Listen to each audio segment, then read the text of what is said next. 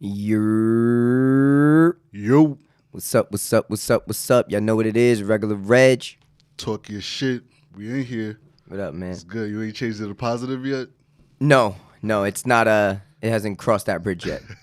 Things have been We gotta get to that, man. I mean, it's difficult. It's difficult. Seeing as how things have just been well, I wanted to first get right into rest in peace to Chadwick Boseman. Passing away at 43, I believe, with colon cancer, which is especially deadly from what especially for us black men, you know. I read that as well. Yes. It's funny how, like, as soon as I heard it, I literally looked up, how do you not get colon cancer? Like, how is it prevented, or what causes it? You got to get checked. Like, yeah. I heard when, like, you reach around like 35, 40, that's when you got to, start getting checked for that on a regular basis. You find out if it's something that runs in your family as well. More of a preventative measure. The way you eat, ginger, like they say, like eating ginger like on a regular basis helps kind of. It's one of those things that it kind of helps. That's great because I love ginger and everything. So, I mean, yeah, man. I just it's funny because I heard it and then I read it and then I immediately put on Black Panther. Like immediately. Like I was already in an app looking for movies. I immediately went to Black Panther. And to be honest, for some reason or another, the next morning I cried hysterically. And I don't know why. Because you went to go watch Black Panther after as well. It didn't help. Yeah. I'm sure it didn't help. But I cried hysterically. And I didn't I'm not much of a crier. I don't know. I don't think it really helps. And normally I just actually don't feel the need to actually cry. But getting older... Nigga, you got something against crying, too. Like, that's on your list. I mean, it's not against. It's just... It doesn't have... Bro, it's an emotion. I don't mean to laugh. But that might be the funniest shit. Yo, Reggie's so anti-anything emotional. It's just not... It's not productive. I don't understand what it does. I've never gotten it. Oh my God, I didn't mean to laugh during this. No, it's fine. My bad. But then so, I had, like, it just felt weird. This nigga said, I'm sorry, I'm stuck on the fact that you laughed at me so hard about the fact that. It's okay to cry, man. But it's just not something that actually comes to mind for me to do, I'm really. not like a big crier. Yeah, it's not something that comes to mind for me to do often. So for it to happen over someone I never met, it was just like, well, one, what did he mean to me that I didn't realize? Because I'm not a fan of his, but I've never been particularly a fan. Somebody you're like following. Yeah, like I don't follow him. See his name. There's certain actors I'm like, when the movie comes out, I know this comes. With him, it's like, all right, I'll get to it. But I get something about, like, I really, really, really felt like home with the Wakanda movie. Like, it really gave me this sense of, like, it's like a sense of togetherness. Like I remember during the time of like that when it came out, when Black Panther came out, I was seeing black people and they were giving me head checks. That was a different. That was a time. Like that was a moment. That was like one of like, you know how like Star Wars are like events. Yeah. I'm not a Star Wars fan, so I'm not ever part of that event whenever Star Wars comes. I actually went to go see the last Star Wars movie.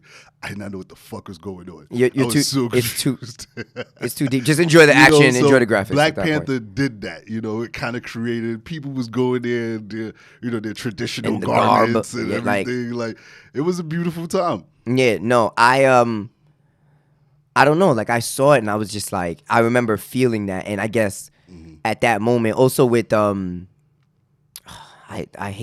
so many names now. The guy who just got 7 times in the back. Jacob Blake. Yeah, I can't. It's a lot because I've tried not to even deal with that. Like the anger I actually have to feel for that situation. I've tried to stay away from, and I think with Chadwick Boseman like passing away, I think it all just felt. If that's what it feels, it's the only explanation. Because I'm sitting here crying like, what the fuck? Yeah. Like my daughter came up to me. I'm just sitting here like, I gotta look up so she don't, and she's just like, she asked, she's like, why are you crying? I was just like, it's like somebody went away, and she was like, and she said the black man, because she didn't know, but she knew. But she heard. She knew. I don't know how, but she heard. I guess she was heard up that night. Yeah. But she said the black man died. She's like, don't worry, he's coming back. And I was just like, yo, so beautiful, man. Like, damn it, little girl, please go away. It's so beautiful to be a kid. Yo, he's coming back. She was like, you're not supposed to cry. That's for girls. I said, no, big girl. Everybody cries. I was like, everybody cries. It's okay to cry.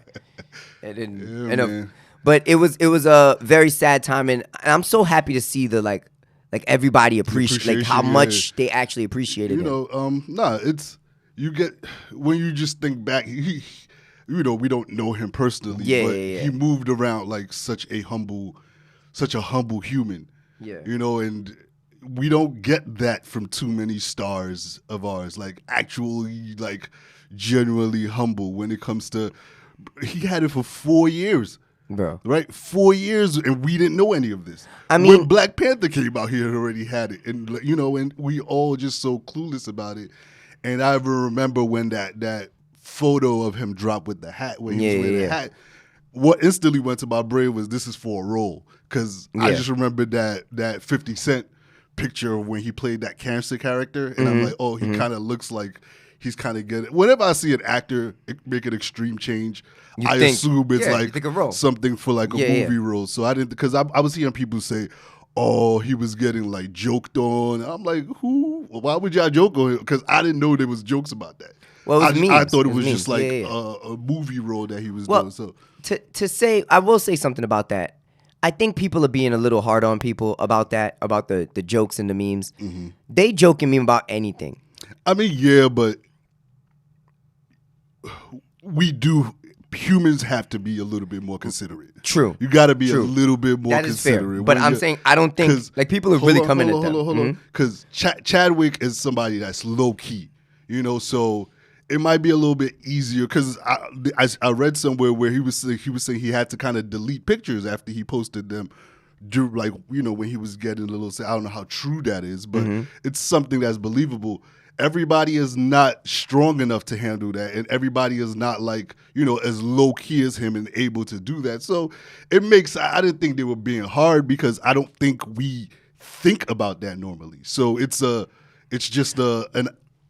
need to really think about this. Well, it's a time where a lot of things don't hit you, where you're like, oh shit, this is real, because we usually do something and kind of just leave it. We don't see the side effects of it. Well, I mean, that's fair. I agree with what you're saying. I feel like there's obviously side we can learn from this, like with what people are going through. Like, I like that message being pushed. Like, what are you actually going through? And when I make this joke, I got to consider that too. Yeah. And that's very true, because I would have never considered it. Exactly. So everybody's not going to be the most open about something, So oh, this person is that. You don't know if that person is really dying of something. Exactly. But the jokes, the thing I felt that it's, if it was coming from a place of that when people are talking about it, then I understand. If you're talking to the fact of the message. But the people that are insulting the people that made the jokes, that are like, oh, don't show love now, you didn't show love then. I was like, they didn't know. Like, don't do that I didn't too. See that. I see people, say, like, I saw somebody actually vlog and be like, don't come out and say, like, you fuck with him now, that's fake love. You didn't fuck with him then. I'm like, when they were making, like, that's too much. But I see that being a narrative. Most of what I see is just people saying, yo, you don't know what somebody's going through. Yeah, but it's because this guy gets maybe a few thousand, maybe 10,000, 15,000 views. And in the comments, I see a lot of people going, right, yeah. I'm like, guys, this ain't the time for that. Like, if you want to talk to the fact of, like, yo, listen, you coming from a place of learn from what you know what I mean? Like, think about the fact that, what are people going through when I'm about to make this joke? Like, consider all aspects before just saying something. You don't think those people should be able to handle the little criticism this guy's giving them? Fair, but I'm just saying, of course, but I'm just saying, I don't think anybody's really bothered, to be real. Like, nobody made a meme and is just like, oh, damn. Because, except Jess Hilarious. Was she? She was one of the people that she had Jess with the Mess. Oh, okay. She did a Jess with the Mess, and she made a joke about him looking kind of skinny, and someone called her on it, and she literally answered back and was just like, yo, honestly, I'm not gonna lie to y'all, like, you right, like that, like that shit hit me when my son told me, And then I thought that's the first thing that came to my mind. She was like, because of that, I don't even want to do Just With the Mess anymore. She's like, because to be real, like, I'm tired of talking about people, like talking bad about people. Like, because I'm be rich. People start saying, you're not funny anyway. I was like, I found it kind of funny. And I'm sure she probably get more backlash now for always talking about people. Yeah, anyway, exactly. So that's probably what I thought it was kind of funny though. Yeah. I thought it was creative and I thought it was funny, but that's a good. Yeah. That's not a lane you want to stay in too long. You don't want to be the person that. Because you're gonna be talking about your peers all the time. Yeah. I don't know if you want to be just when you're with at the the mess. bottom and they not your peers, it's cool. But when you get to a certain level, yeah, that's true. But other than that, the outcry of like love, I just R.I.P. He was just the fact, like you said, the fact that he was going through it for 4 years and didn't tell nobody. I heard I don't know if how true this is, but someone said he wouldn't have been insured for these movies if he had told them that he was sick. So maybe that plays a role. Like he just wanted to be strong and get if it's terminal, maybe you want to get get your people right, get your affairs in order. That like if he did like 4 or 5 movies, so not to take away from how strong he is to do it, but just you gotta think about your family. Like just the fact that you're moving. That's still strong. Just the fact that you're moving with your mind and that that's still strong. You're over here like, all right, I'm not gonna be here. You're not in self-pity. Exactly. Let me get to work. And luckily, he had the finances probably to help keep himself together. Exactly. Had the finances. Exactly. So, enough to, but even though he had it, he still was thinking like. But everybody, make sure you get checked out and just keep your health in mind, man. I know most of us are of a certain age group, so health isn't something we think of normally, but we getting older, whether you want to believe it or not. There are so you many. have to start thinking about your heart, your lungs, your liver, your kidneys, like just everything. You have to also find out what runs in my family. What are the things, and kind of do that research and stay on top of it. Yeah, like I feel like honestly, there's so many things I didn't think about when I was younger that I'm now like, I should have considered that. Like I should have like, you know what I mean? And it's just the earlier you start moving towards it, the better it is, man. I don't care what, there's some people I see that at 50 that I'm like, damn, you are in shape. You live and you learn. I want to be like that. You know what I mean? I want to be one of those people moving around, Honestly, I'm a believer of it's never too late, man. Better late than never. So that's a fact. That's a fact. Whenever you get to it, there's a lot of things I could say I wish I did at a certain age. But you know what? That ain't the reality of it. Exactly. It's dawning on me at this time. So, gotta take action then. Yeah. I mean, well, like I guess people are just gonna have to live and learn, because to be real, I know my dumb ass just ate a double cheeseburger and I don't feel too good about it. So hopefully I get it together. What else happened? You ain't have no sea moss today? Listen. No wheatgrass? I feel like your shirt made out of that, whatever you said. Like you're no wheatgrass? No wheatgrass. Listen, I know my dreads make y'all think I might be that guy. I know this thumb ring is off-putting, but no, I'm just not that guy. It's all fashion. Hey. I mean, you might want to start thinking about implementing some of these things, man. This is true. Speaking of my dreads, Wagwan. Yo, son, I don't know, man. What happened? Adele.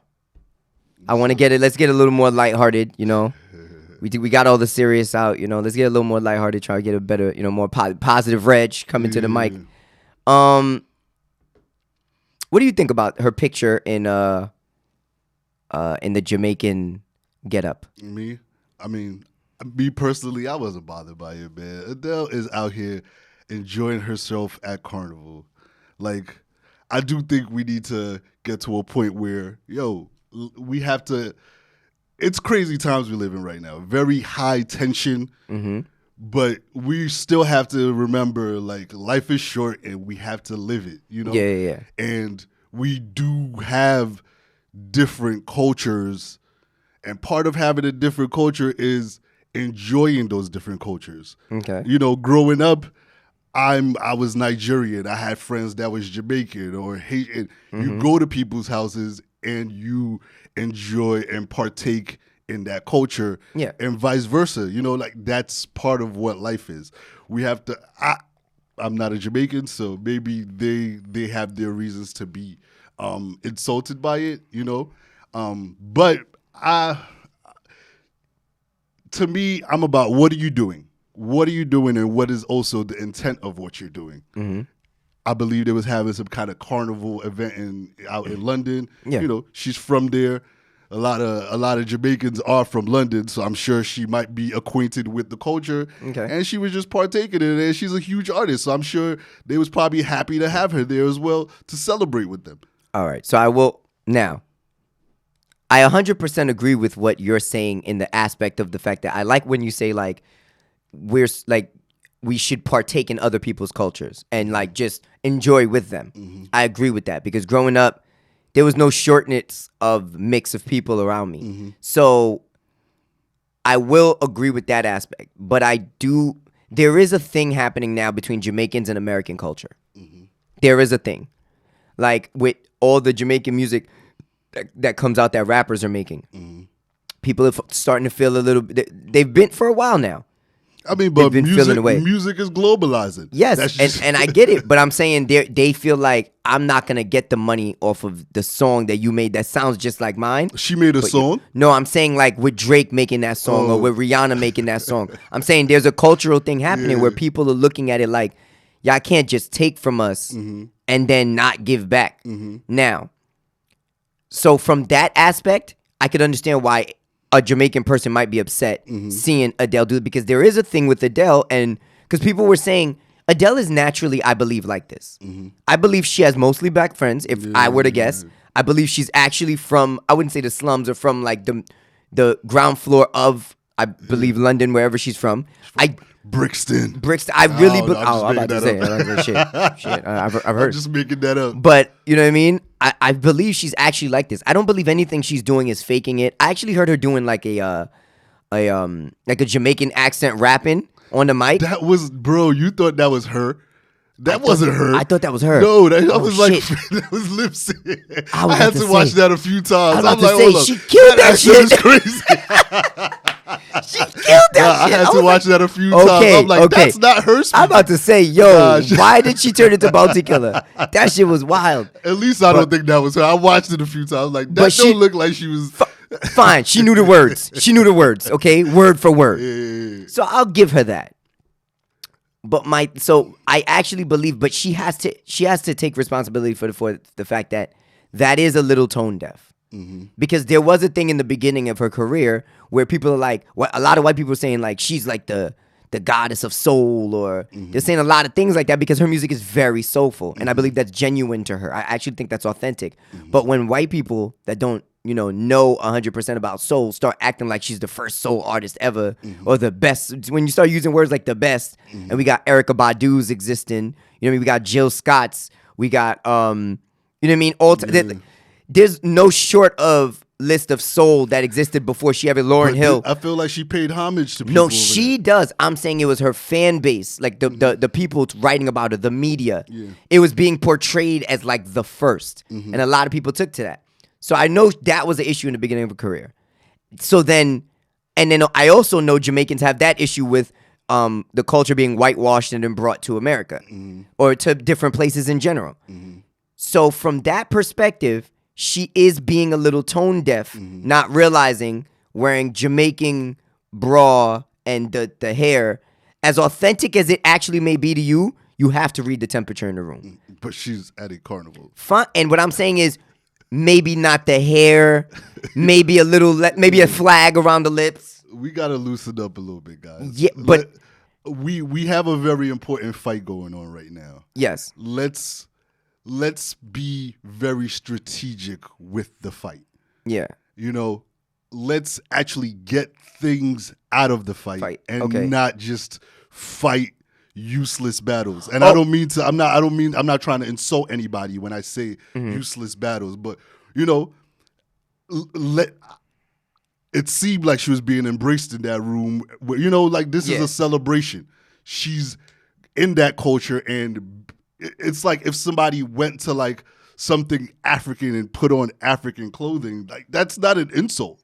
they're going amongst those people, so they'll be like, okay, I have the chance of actually like wearing this now. It's not like they decide to go and wear that like somewhere else random. It fits the setting, So yeah, I guess I'm just saying that in this very PC this day, I know. Mm-hmm. I knew when I saw that picture. Yeah. Oh, I knew people was gonna go crazy, but Obi, I saw that picture and I thought to myself, this is gonna go bad for you. You'll be fine. Yeah. You're actually talented. Nothing's gonna be taken away from your actual life. You will survive this. I do believe you're authentic. I don't believe this was fake. I do think you were just participating in something you've been around. I actually think Adele dances to Jamaican music. Yeah. I think she busts a move. That's what I believe. Is she the best? Who knows? But I believe that's authentic to her. Yeah. But I do understand. In this day and age, when I saw that pic, I was like, this is. I knew. I had mapped it out. I mapped it out. I love all like the little memes with her typing in patois. Bro, so, I'm not gonna lie. The meme world, I was crying. They was like, nah. They was like, they'll have a thing on Twitter. It would be like, Adele said. And then they'll do something mad Jamaican, or they'll have something. They had what's his name, Beanie Man, with when he did the thing when he was dancing at during the Bounty Killer thing, the verses. Son, I was just like, yeah, like these memes, y'all are so creative. OD. Like y'all are so creative. I hope y'all are writing for someone. Memes are created in a factory. I'm regular people ain't making these up. It's just hilarious. There's a factory where they just kind of just shoot them all out. I just think it's people's thoughts, bro. I think it's people's thoughts. I think people did that. Bro, y'all out here giving out free game. There is somebody with a platform stealing all your materials. So that's a fact. I will say keep some of that stuff to yourself.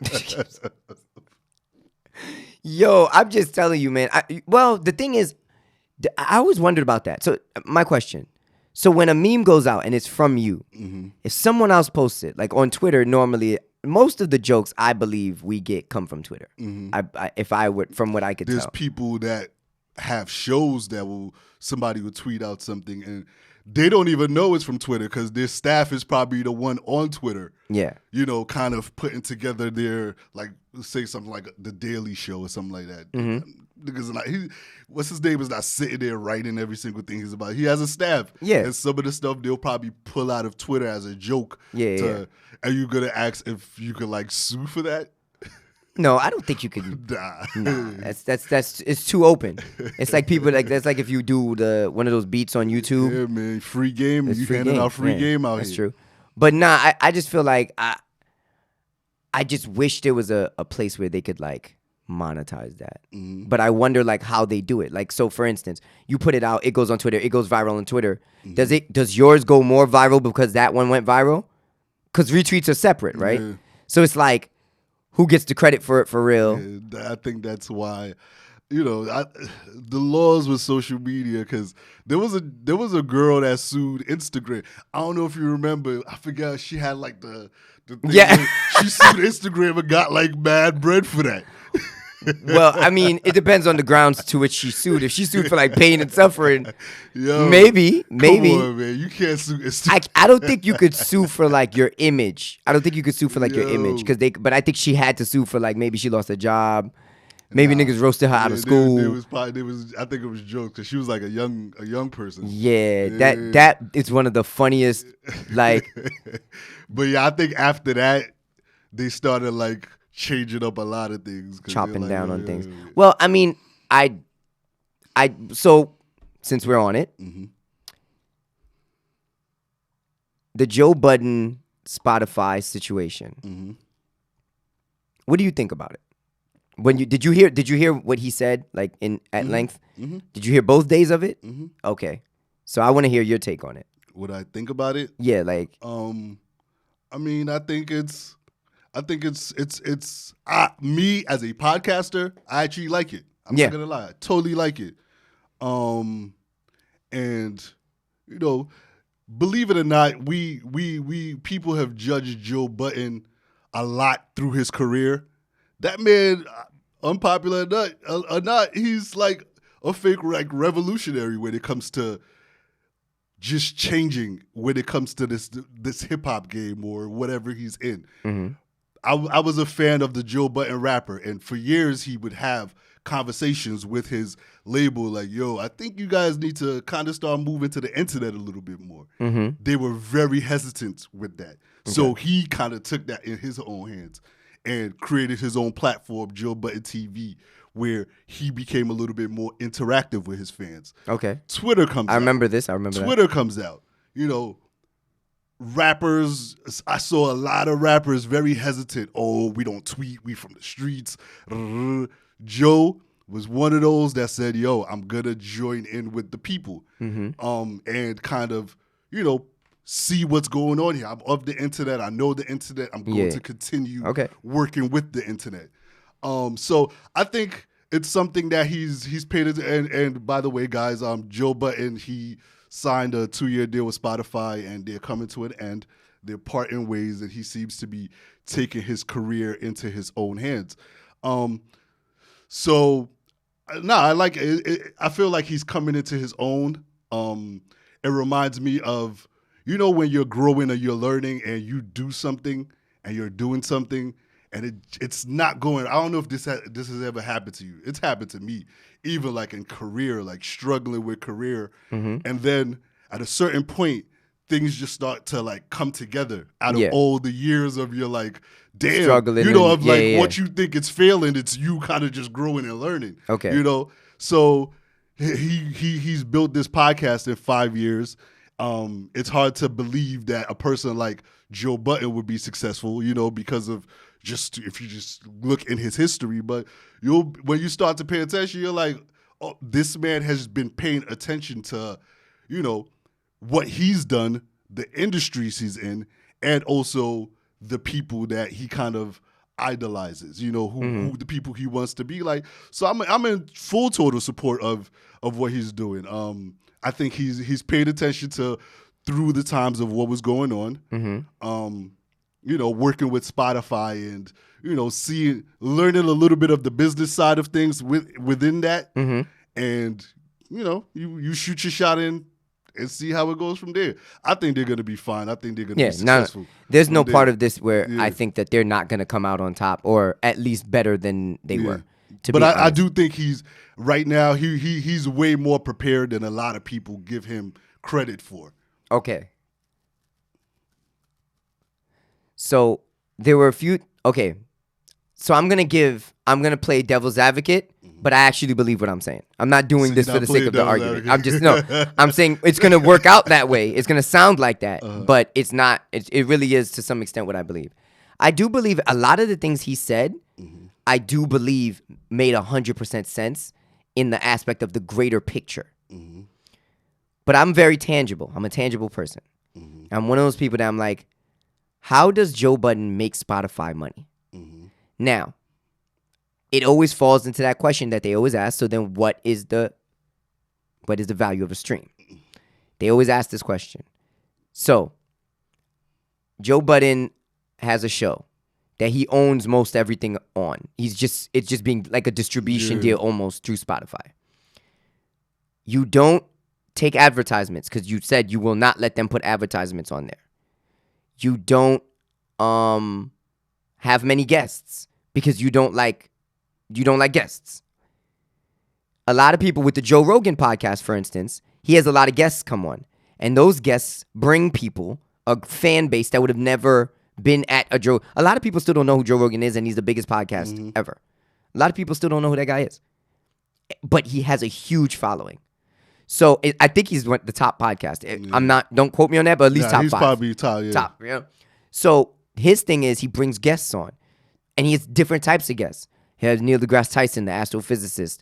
He'll have Jordan Peterson. He'll have Kevin Hart because he's in comedy. He'll have some fighters because he does the UFC thing. And every time he brings people, they bring people. Okay? That will bring subscriptions, will bring whatever, for whatever platforms you're playing on. People will actually, your platform gets a few thousand, 50,000, 60,000 more streams because it's on theirs. Okay? That they wouldn't have gotten otherwise. Maybe even more, and maybe in the millions at this point. So you have that. And then he does advertisements in the first 5 or 6 minutes. Actually shoots off like 3 or 4 advertisements a show. That's money that they're paying that whatever platform he's on. That's probably his pocket. Fine. Well, at that point, but I'm saying if he goes to Spotify and he gets one of those two, he just recently got like a 20. He got you gonna say anything at that point. Yeah, but he got a bag. So my thing is, at that point, I would assume they're gonna take the advertisement money. If I get the bag, you give me 200 mil. Advertisements are mine. You know what I mean? Advertisements are mine. I'm about to bully you. They own they shook. But so there's that. Joe doesn't like advertisements. Mm-hmm. Joe doesn't like guests. How does his show, being 3 hours, because he keeps saying if a song that's a few minutes makes as much money as it makes, how much would a show that's 3 hours? That he said something like that. Yeah. Like clearly there's a value in this. Yeah. If people are staying and actually listening.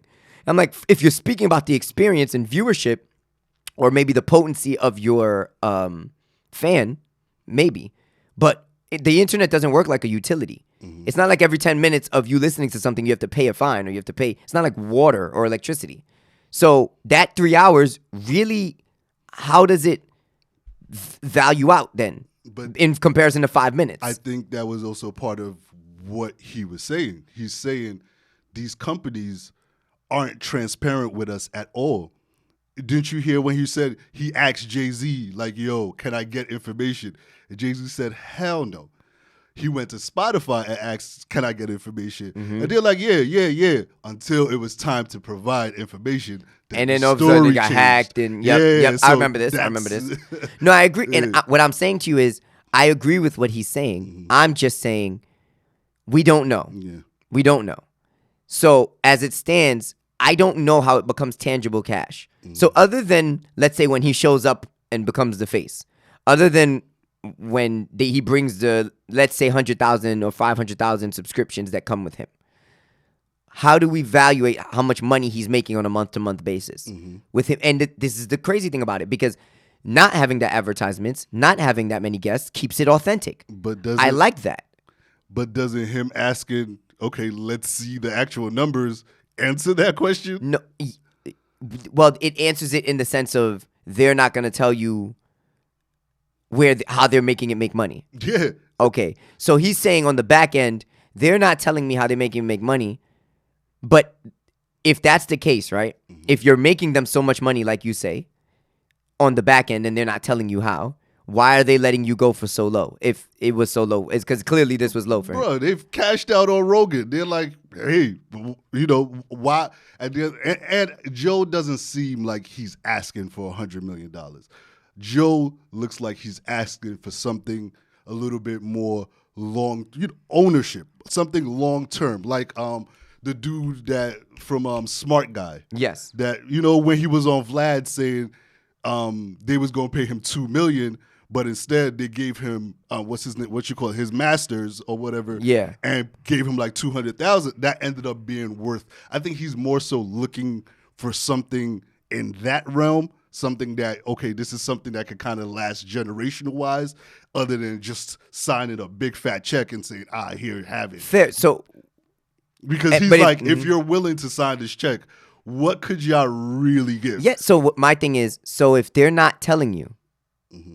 If they're saying they're not telling you, and then they're letting you go, then does that mean that they don't see the value in what you're giving? If they're letting you go for low? Do we know that they're letting him? I'm sure they're just like, I'm not willing to give you what you're asking for. Yeah, but what I'm saying is, so then... I don't know if they're letting him go for low. So then he's saying, how are they... Fine, then if they're not willing to give you what they're asking for, I don't know what low in perspective to him. Yeah. That's what I'm saying. He says it's low. So if it's low, right, and they're not giving it to you, then what doesn't that say something about your value to them? So tables turn. You have an asset that you deem valuable. You've done your research and everything that you know, and you feel like it's being held back from you. You would be scared to take that leap of faith and bet on yourself? No, I didn't say he shouldn't have. I think Joe Budden did everything he should have did. Oh, okay. No, I think he did the right thing. I'm just saying they don't see it that way. They're not valuing you. And I think that plays a role into the part where I think you might have to have a few more guests. Mm-hmm. You might have to. Please don't. Listen, I don't want it. It's the crazy thing. I'm having a very two-sided talk, okay? Because on one side I'm saying I'm thinking from the perspective of Joe, where it's like, yo, keep it authentic, keep it pure, keep it what it is. I like it as it is. When I'm listening to it, I feel like I'm listening, I'm going home, I'm sitting down.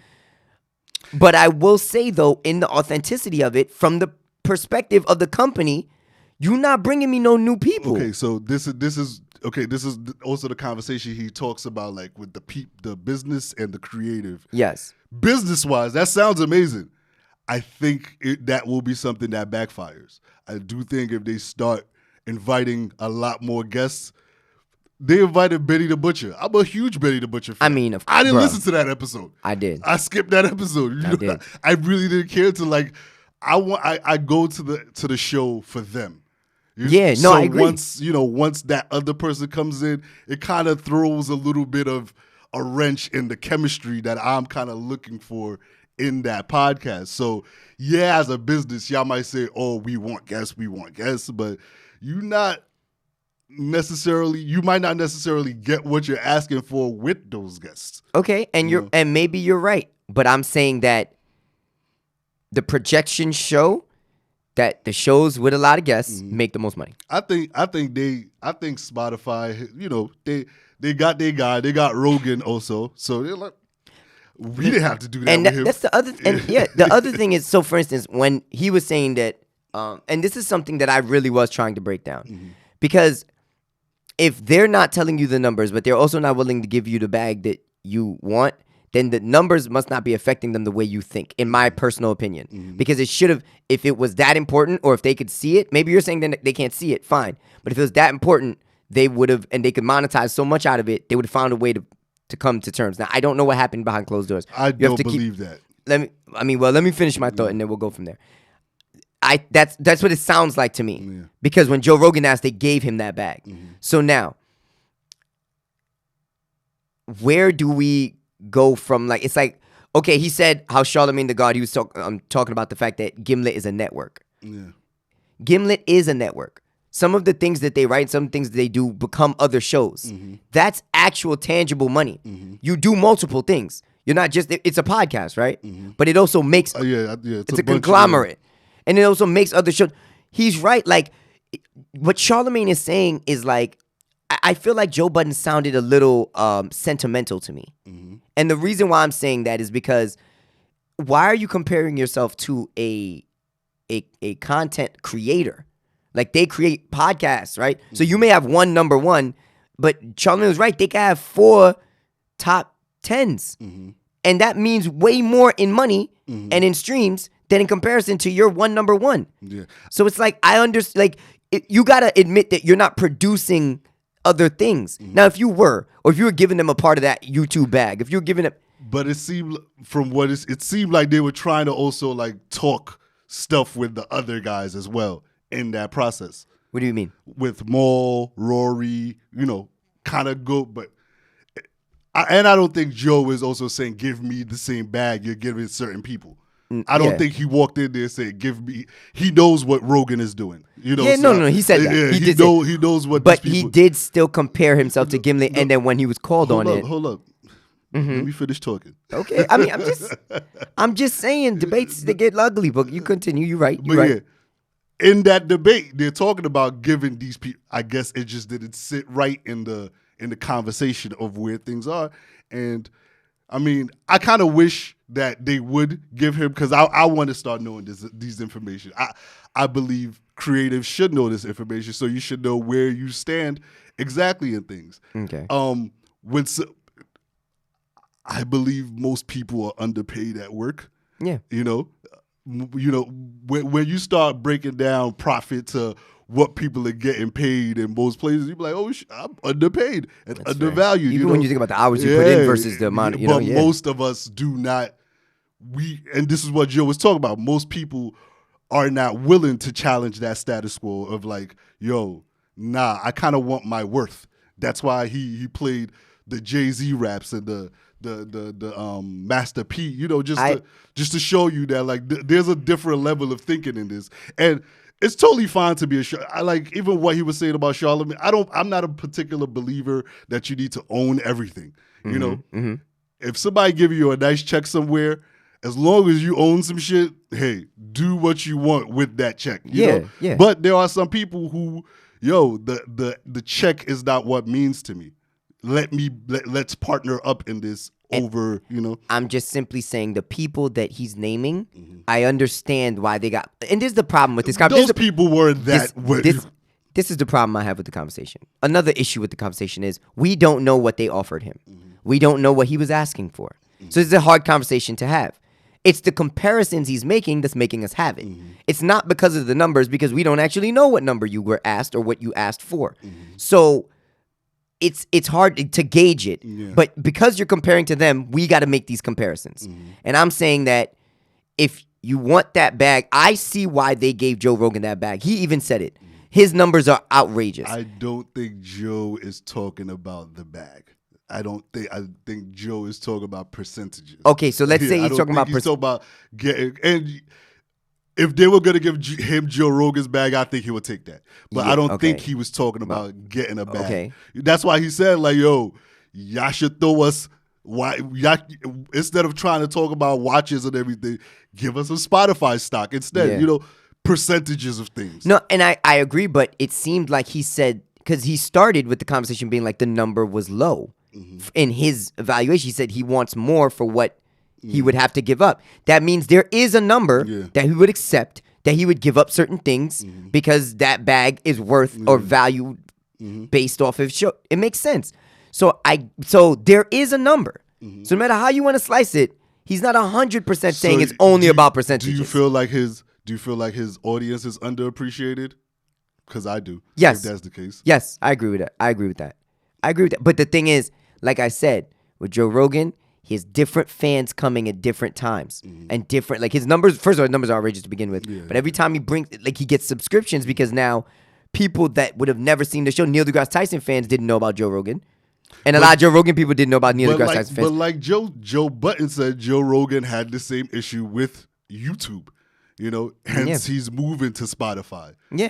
He had been on this YouTube platform, brought all these people like, let's talk some business, and YouTube was not on that with him. Yeah. So he was like, he hasn't really put stuff on YouTube. Like, I guess he's preparing to, when does his Spotify deal? I think it starts like next month or this month or something that. So I think that's now he's, you got to play that game of. But what I'm saying is, okay, so look at Joe Rogan with YouTube. They let him go to Spotify. So that's true, but that's fair. And I'm saying that clearly, because Joe's always the one saying, like, when you say, oh, you're an artist, and you say, I want more, these companies are like, no, why do I have to give you more? That's what he said. He said that's the way these companies be. And I'm like, and now they're doing it to you. Because whenever artists argue, like I've always heard Joe, whenever artists argue like, yo, they fucked me in my contract, he's like, they can because you let them. You took that money. So now you can't now go back and be like, I want something else. And I'm like, but now you catching that you didn't take the money. You didn't take the money, right? But now you didn't take the money and now you're trying to get another deal. And they're saying, yo, take the money because we're not giving you nothing else. That's what's happening. And I'm saying, I want for what he's saying to come to pass. I believe and agree with everything he was saying. I do think that he's taking a little credit away from how much he actually values the show. Because I noticed with other shows, I broke it down. I said guests equals more subscriptions and advertising equals straight cash to the pockets. And it equals straight cash to the pockets. So I look at Joe and I'm like, all you have is this 3-hour long stream. How do you evaluate that? You're right. Now you got to get into the question of I want those analytics. He also has 2 other shows, by the way. But they don't get money from that. He gets money from that, though. So when you also have 2 other products, I'm sure he's looking at, which he did mention, he's looking at those 2 other products and looking at this main product. That also goes into your price becomes different now. In that talk is the company you're approaching can say whatever you want, but you, as a firm believer of what you have and representing, you're gonna stand your ground in what you believe that is. Yeah, that's fair. So if you go into these places and you feel like you're getting that respect, but your biggest asset that you do have, you don't feel like you're getting that respect. I mean, I agree, but what I'm saying to you is, as a company, what the fuck does that have to do with me? I don't get money from YouTube, your YouTube stuff, because they would ask for. They're about the bag. I feel like there's a little bit of Joe's thing that is a little emotional, where he's like, I know my value. I'm like, great. How does that add to me in terms of money, tangible? Your other two shows, you're not giving me bread from. You're not breaking bread with that, right? This show, you don't get guests and you don't do ads. But so it's like, I'm giving y'all money. What are you talking about? What do you mean I'm giving you money? Joe has given them more than enough money.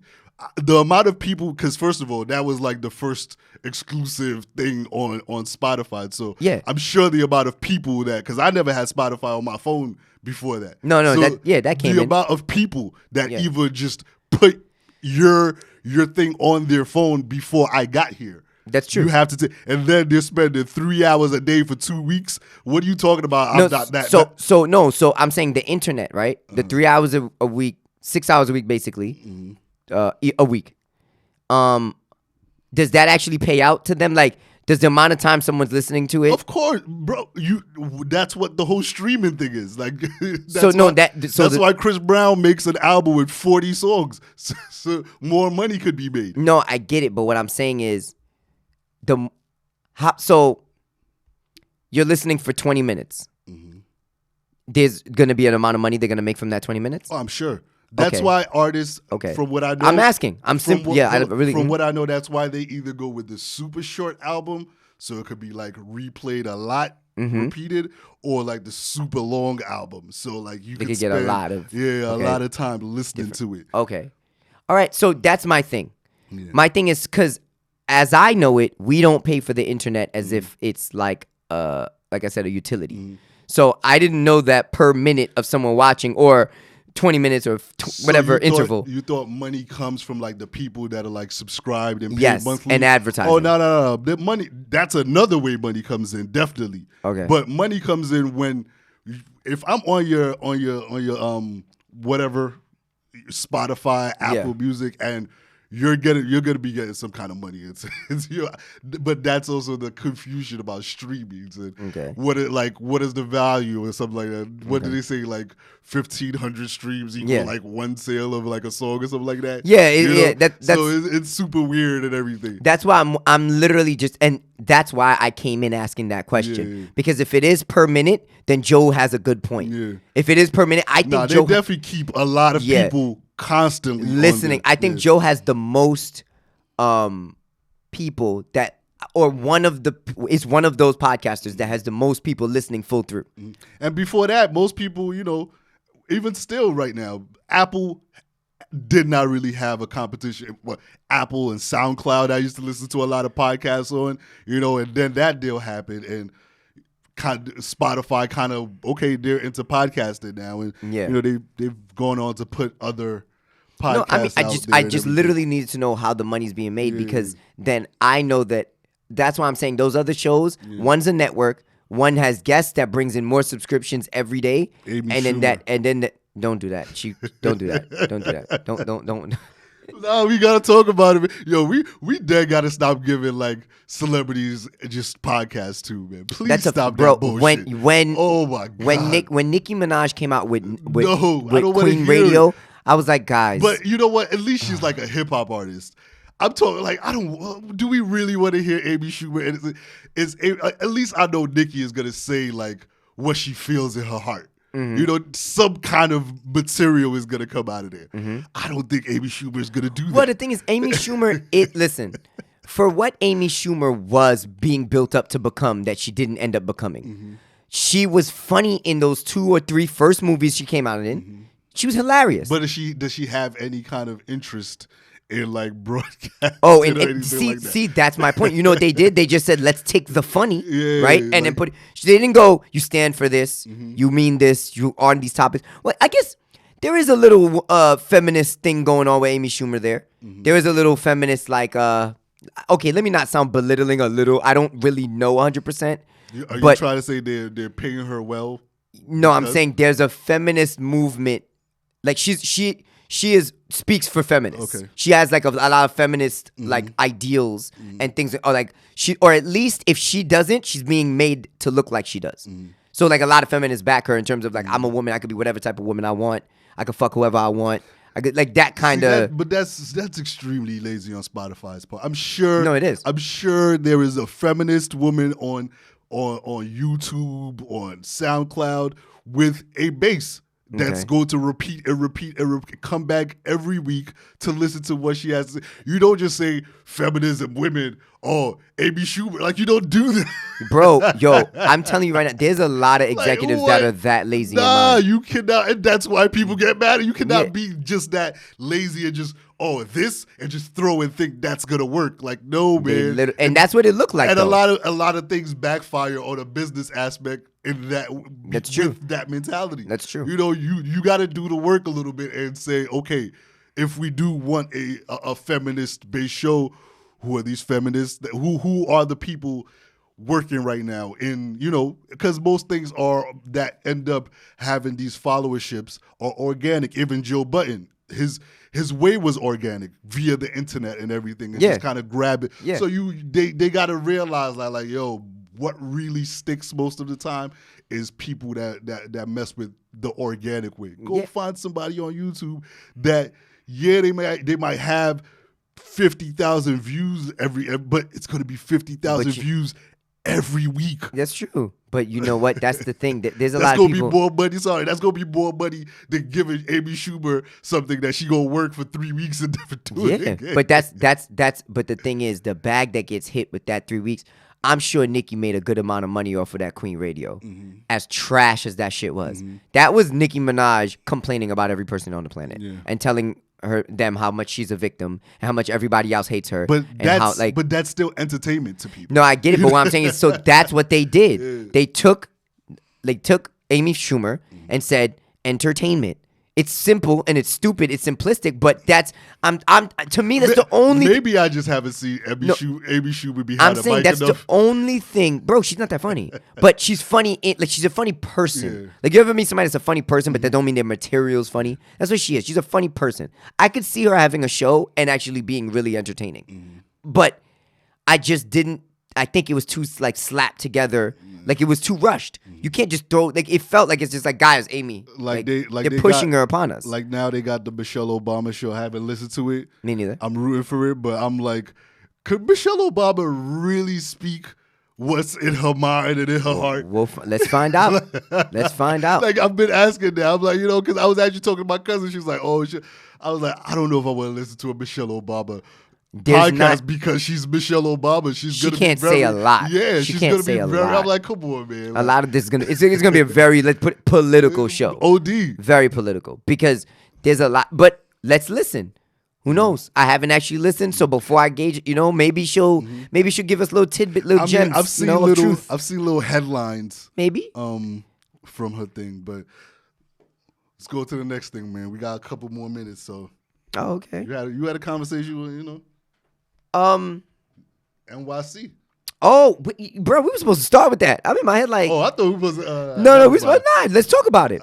So, but one last thing on the Joe Budden thing. One last thing.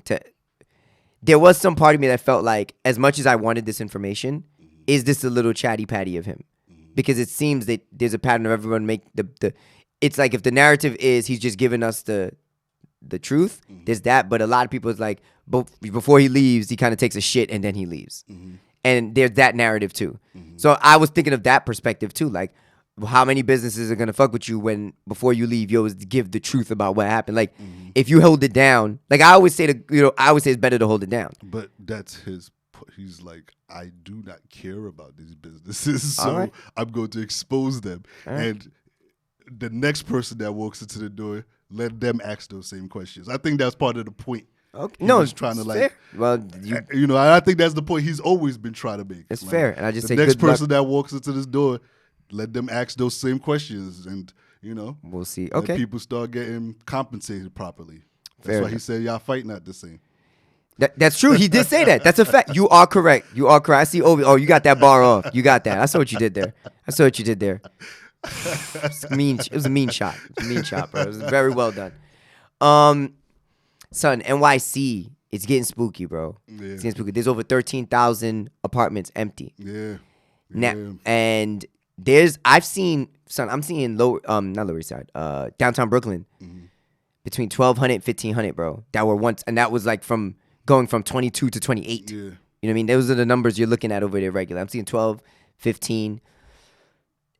Now, and also like they're saying like some places are saying first 2 months rent free. Yeah. Shit like that. Like they're super deals. They're just like, guys, we need to start. You know what I mean? Because I guess because the stimmy didn't come in, they're not being held down. Some of them joints is coming with a chef. Like, yo, we make breakfast and dinner. Like, yo, guys, this is the time to move right now because they handing out some dick. They'll be like, I'll suck your dick, please. Yo, these dudes is buckets, son. Everything. So they literally throw the kitchen sink at you. Man. But yeah, I'm hearing it. So I have a theory, man. What's your theory? This is like, I feel like the 80s gonna come back. I heard that. I feel like the 80s in New York might come back. I heard that somewhere. They say the 80s and 90s is gonna I feel like it's gonna come back. What makes you think that? Because I walk outside and I can feel the vibes. First of all, there's a spooky feeling in the air. There's not many people out here. It's almost abandoned. It feels like an abandoned location. And then I see a lot of homelessness. So then that homelessness, I could see leading to a drug issue. I think they say 1 million people are homeless right now in New York. Bro, that could lead. Now, those people staying outside, you're going to get depressed. When that crack dealer come around, he going to sell it to you. The most times drugs follow hard times. Drug, the sale of drugs. Yeah, you start drinking. You start, especially specifically certain types of drugs. Anything bad comes with recessions and depressions. Yes. McDonald's revenue starts to go up. Yep. Because people liquor stores revenue starts because to go all you up. could do is take the bottom. Yeah, when everybody broke, you can only take the bottom. So I'm seeing this. I'm just like, yo, man. What happens when we go back to spray painting the subway cars? Well, they probably not going back to that. Shouts out to that. But I hope so. Shit, I missed that art. But it's just like, how do we how it seems like it's starting to seem it's starting to sound a little apocalyptic. 22,000 city jobs are going to be cut. By the way, that's a number I think De Blasio put out. 22,000 city jobs. Wow. I don't think this is going to last. I think by next year, people start coming back into the city. Okay. Once coronavirus dies down and, there's nothing to do in the city right now. So you have to realize there's a lot of people that are from out of state. There's a lot of rich people. I'm working from home. Why be in the city? When the restaurants start to be able to be open back up, when Broadway becomes a thing and museums become a thing again, people will have a real reason to move back into the city. It is extra spooky. The day, what was that hurricane that recently happened that knocked down every tree in New York? I never knew the name, but I know what you're talking about. Every tree in New York. I didn't have light for a few days, so I actually spent a night in the city. So I'm like, I'm not sitting in the dark all day. Yeah. So I got a hotel on Park Avenue, bruh. City was fucking empty that day. Like, bro. I'm like, yo, what is going on right now? It's kind of like I walked across Park Avenue like 3 times before I saw a car pass me, bro. That's how crazy. See, like whenever you get to a point with the tenant when there's no tenants, right? That's like that's like the skeleton of a city. So then once you get to that point and there's no tenants, then that's when people start living in those things. That's when people start getting boarded up. Like I seen that happen in Hempstead during the 2008. I do feel like people are still like people with money. I think they know this isn't going to be long term. Okay, so they're going to buy up a lot of things. Okay. What I do hope is us New Yorkers are able to take advantage of some of these low prices, or just what comes of this. If you have money to buy a business at this time, I do think we've had to take a back seat in the past few decades because shit is just outlandish. Yeah. Why will I pay for this when, I may have some kind of support or other option because I know New York a little bit better. Fair. I do hope the city, it's bad times now, but I do hope we get a little bit back of our authentic ways Yeah. after this. Yeah, me too. That's what I was gonna say. I hope the spaces that have unfortunately closed down, the big ones and the small ones, I hope the locations, like the major ones that have shut down, can turn into more small businesses. I want to see more like boutiques and more things like that. Now, not all the way, of course, New York's always gonna have major and things. more just like us, us as like New Yorkers being involved in the actual, like, reaping the actual benefits of living New York, here. Like, like we get our ass whipped every day for living in New York. Bro. Can I see a fucking benefit one Well, day? that's my thing. Yo, so I feel like it is hard living here, bro. I'm not gonna lie. It is hard. Yo, just using the train every It's fucking so day. difficult, bro. I'm not gonna lie. Everything about New York is just like, I gotta get up and do this shit. It's like never having a remote for your TV. Word. But I do feel like there is a part of it, like because I'm looking at it, I'm like, damn, son, with no people living here, rent goes under. So when the landlords don't have enough money to like pay for like the upkeep of the building, what happens at that point? Yeah, that's the scary Like part. I'm saying that 2008 happened and we didn't get out of that till like 2014. And New York 15. wasn't even bad during 2008 because you think about a housing market. New York is majority co-ops. Yeah, so co-ops weren't as affected like condos and but we still got hit with the jobs though. Yeah, that's what we got hit. We didn't get hit with a few towns I could see got hit with the actual real estate, but we got hit with the jobs. Now we're getting hit with the real estate in terms of apartments. So I'm saying, and that took us till 2014 to get out of, right? And that was one aspect. That was just real estate. If you think about what's happening now, all things involving the economy are going down. Retail, restaurants, hotels. So now if you add all of those together, mixed with, now real estate is being hit again. We might need to ask Jeff Bezos to come back to Like, New York. Like, Jeff, listen. Yo, what's good? What's up, big head? We need that. What's up, big head? How you doing? Oz emoji. Right. Like, hey. Son, because it's looking like I'm looking at it. I'm like, Nah. I want to be optimistic the way you are. I just feel like it's gonna take a long time. It's not gonna be next year. No. Everything is not gonna come back next year, but I do think it's gonna start because I've been here a couple months. What I came back to and what it looks like now. It looks a lot more lively than when I came back. That's a fact. That's a fact. That's a fact. Even a few weeks ago coming here, I remember being I'm like, this is wow. Like, exactly. This like, is a little different. It's a lot different. It's a lot different from that. So I'm like, I'm seeing some people are coming back and everything. There are people that are moving. There's people I work with. Shorty, like, talking about she taking a job in Madrid. I'm like, God damn. So there are people moving. I gotta get the fuck out of here, man. I gotta get the fuck out of here. When opportunities close for one person, that's an opportunity for another. Yeah, exactly. So me as a New Yorker, I'm looking at this as an opportunity.